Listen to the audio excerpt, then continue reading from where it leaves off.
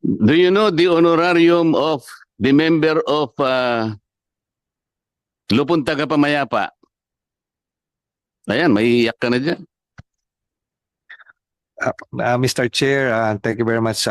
The average honorarium of a Lupon Tagapamayapa member is about 1,027 pesos Ay, mali per ka. month.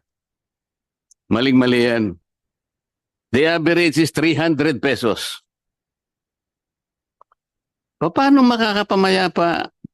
Alam mo, Mr. Chair, sa Maynila, kasi ako nagtatanong po isang barangay sa Maynila, sa unang pagkakataon nabigla ko, kasi ang binanggit niya ay, magkano po honorarium ng inyong 1,000 pesos po, nabigla ako.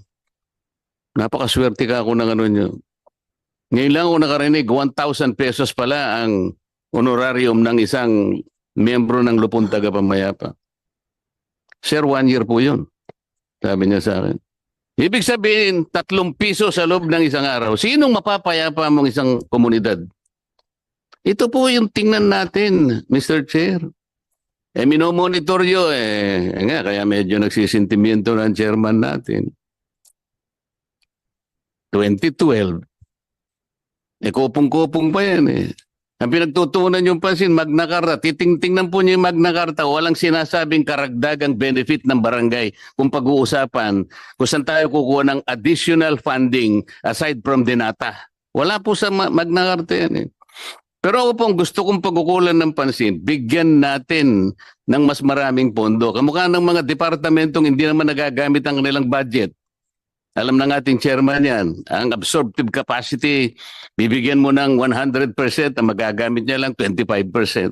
Ibigay lahat sa barangay yan para umusad sila. Pwede po bang isama niyo yung barangay ko sa inyong pinag-uukulang?